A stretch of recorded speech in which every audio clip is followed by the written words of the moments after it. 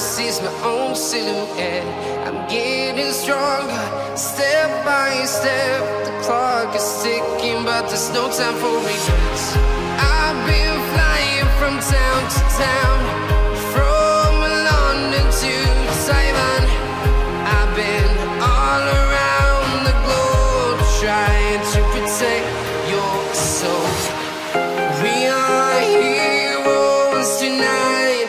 We will fly above the sky. We are heroes tonight. Yeah. We are heroes tonight. We will fly above the sky. We are heroes tonight. All new Yamaha X-Max. So itong motor na to guys, maraming nag-request nito, no, na i-review ko at gawan ko daw ng walkthrough. So finally, ngayon lang to dumating dito sa Tagum, kaya naman hindi natin syempre papalagpasin na hindi to mabigyan ng walkthrough at review. So meron silang available color variant dito guys na glossy black with combination ng matte black at syempre itong kanilang ayan, matte green. So meron silang 4 na unit na available dito. And yung first impression ko nung nakita ko tong motor na to guys sa personal, namangha ako sa itsura niya kasi halos lahat talaga is binago na dito sa motor na to. At the same time, ang laki talaga ng pinagkaiba niya kumpara doon sa old na na-review ko na X-Max, no? At the same time sa mga features niya, ang daming dinagdag. So ngayon guys, umpisahan muna natin, no, sa kanyang engine specs. Of course, it is powered by 292cc to be exact, liquid cooled 4-stroke single overhead cam, 4-valve at single cylinder. Ito ay mayroong lakas na 20.6 kilowatts at 7,250 RPM and max torque of 29.0 Nm at 5,750 RPM. So itong motor na to guys, napakaganda nito pang long ride, no, kasi napaka-comfy nitong dalhin. Kitang-kita nyo naman guys sa seat cushion pa lang, no, talagang masasabi mong relax talaga siyang upuan. So dito tayo guys sa kanyang front view, check natin ano yung pinagkaiba. Syempre guys, yung unang nag-caught ng attention ko is itong kanyang headlight, especially dito sa kanyang turn signal guys, kasi dati yung turn signal nitong X-Max is nandito banda. Well ngayon, nilipat na ni Yamaha dito sa bandang itaas. So ma-aware ka talaga guys pag halimbawa makakasalubong mo to, kung halimbawa magta-turn right siya or magta-turn left siya, kasi medyo mataas na yung level ng kanyang turn signal. So yan guys, naka LED na yan guys or naka LED na. And then pagdating naman sa itsura niya guys, ayan, mas pinaastig. At kung mapapansin nyo guys, naka X-shape yung kanyang headlight, no? Equipped na din siya ng daytime running light. So, dagdag visibility yan during your day ride.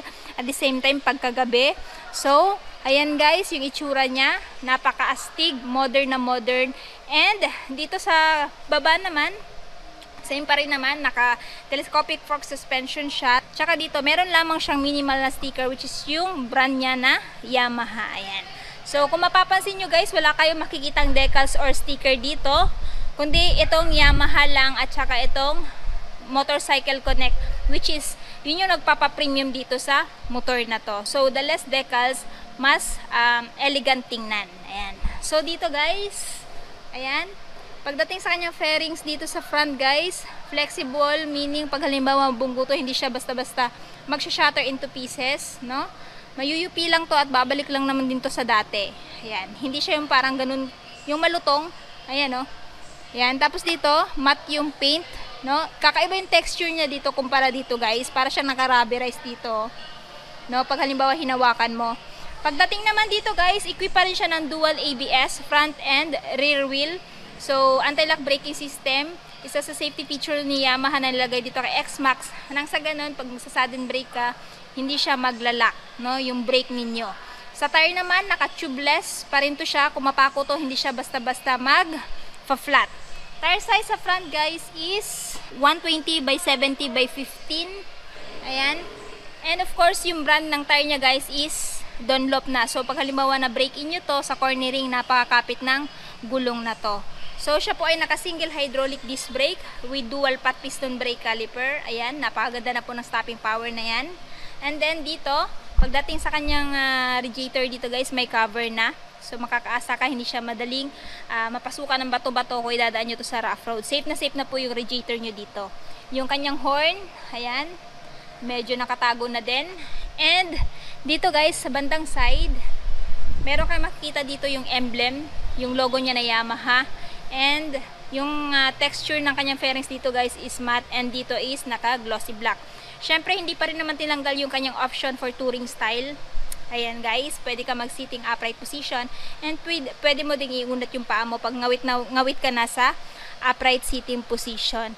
Pagdating dito, ayan, may mga butas-butas na yan guys, for better aerodynamics na yan, para mas ma-maximize mo yung speed mo. Yung foot peg ng angkas hindi pa rin naman tinanggal, and iba din yung texture ng fairings niya dito kumpara dito. Ayan, so kung halimbawa sasampa yung OBR mo, hindi na siya ganun kadali magasgasan.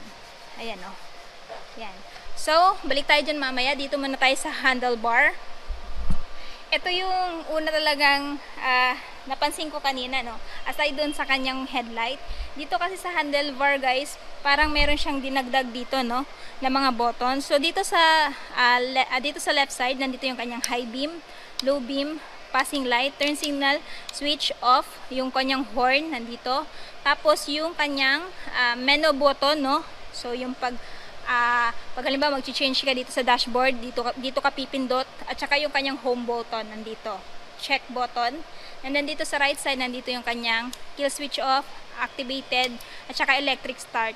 So for clarification guys, wala na po siyang kick start. At the same time, nandito yung kanyang hazard lamp button, ayan. So ayan guys, levers, ayan, ito yung mga levers niya.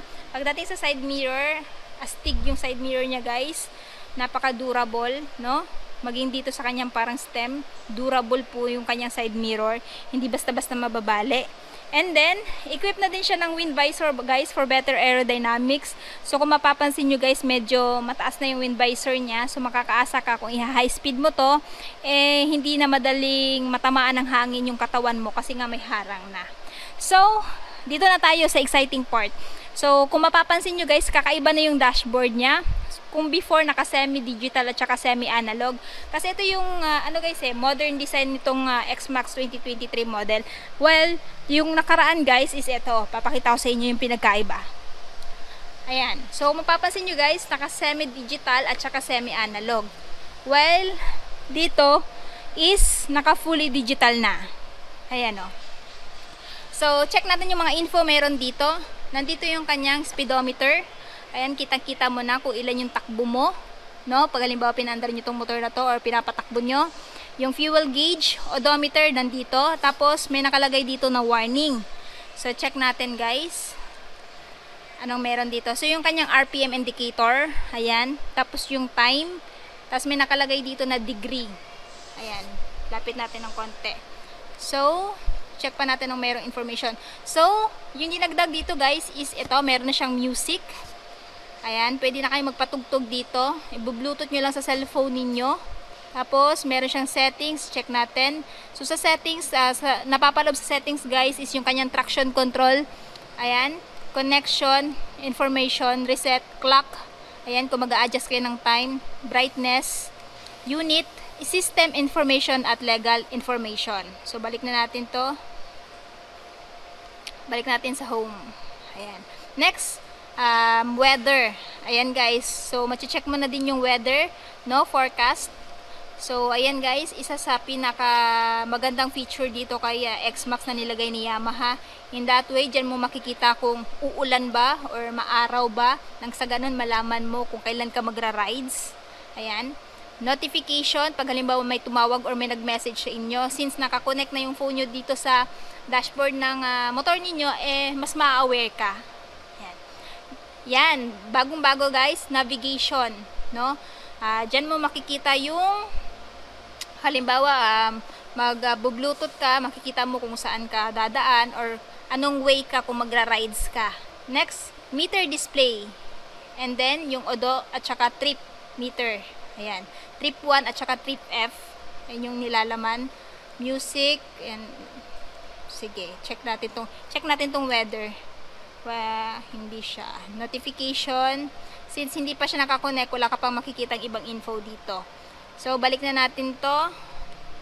So, ayan, average speed, average fuel, yan yung mga info meron dito. fuel. Comment down below anong tawag dito sa INS fuel, no? Trip time, air, coolant, battery, average speed, average fuel. So napakaganda guys na meron na din siyang average speed para dyan mo makikita yung speed mo kung gaano kakalakas magpatakbo. Tsaka yung average fuel consumption mo, dyan mo na din makikita. INS fuel, trip time, air, coolant, battery. Since wala siyang kickstart, napaka-importante yung battery indicator na yan, or battery or voltmeter na yan. Nang sa ganun, malaman mo yung battery health ng motor ninyo. Average speed. So, bumalik na siya sa dati guys. So, yun yung mga information meron dito. Of course, nandito yung turn signal indicator niya guys. Malaki na din. Kitang-kita mo kung halimbawa nagto-turn right or left ka. Yung TCS, high beam, low beam indicator. And yung kanyang ABS. So, para sa akin guys, mas nagustuhan ko tong bagong model na Yamaha X-Max kasi lahat ng information na kakailanganin mo sa iyong long ride is nandito na. No, hindi na siya yung parang boring ka na magra-ride kasi nga equipped na din siya ng music. At the same time, malalaman mo na din yung weather forecast at yung meron ka na ding navigation. Ayan, maganda tong motor na to guys, pang long ride, kompleto sikados na. So dito guys, yung kanyang handlebar, logo ni Yamaha. And again, dito guys is equip pa rin naman siya nung lead. Ayan, pindutin natin to. Dito guys is meron pa rin charging port. So kailangan mo lang bumili ng power socket, no? Para nang sa ganon, ma-charge mo yung phone mo habang naglo-long ride ka. Dito sa kabila, ayan, push mo lang para ma-open mo.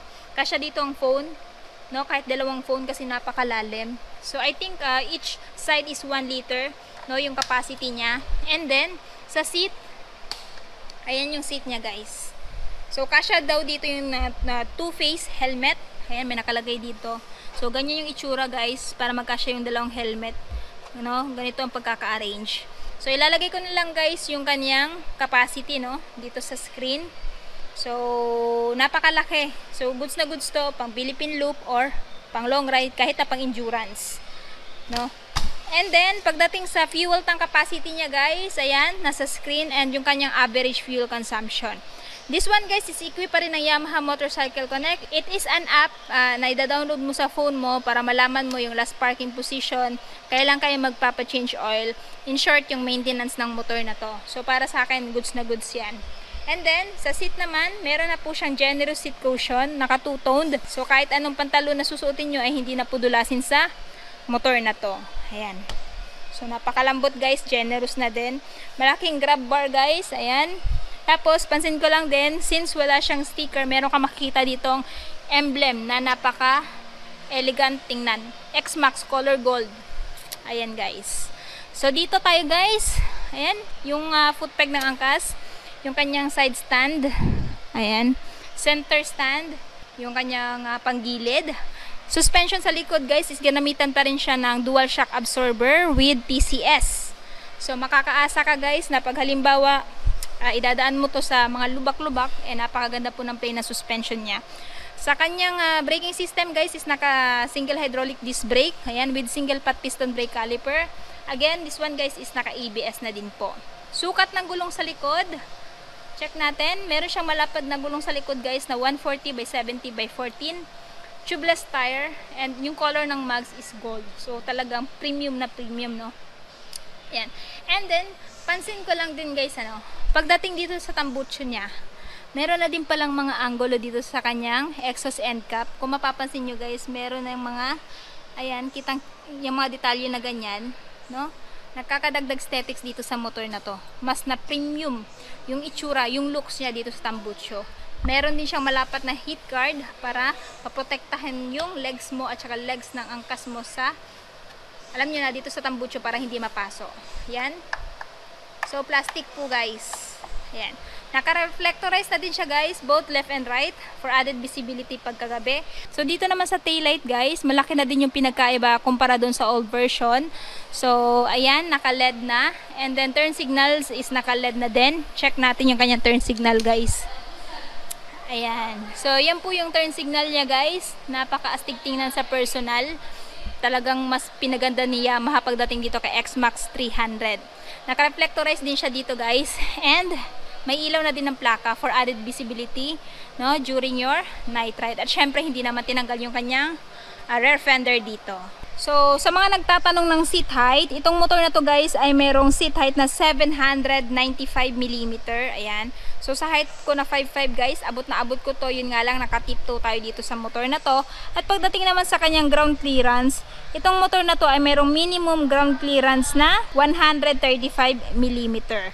And pagdating naman sa kanyang timbang, no, with oil and full fuel tank, meron siyang timbang guys na 181 kg. So kahit na lady rider guys, eh kayang-kaya tong i-maneuver kasi para sa akin magaan pa rin tong motor na to sa timbang niya. So sa mga nagbabalak dyan bumili dito kay Yamaha X-Max, ito po ay merong updated price na 299,500 kung bibili nyo po ng cash. Pero kung gusto nyo naman po ng hulugan, pwede po kayo mag-down dito sa Yamaha Bike Link ng 50,000 at magiging monthly nyo naman po is 12,379 for 3 years. So anyway guys, ilalagay ko na lang po yung kanilang full address maging yung phone number nila sa description box ko sa baba para mas makapag-inquire po kayo dito kay Yamaha X-Max 2023 model.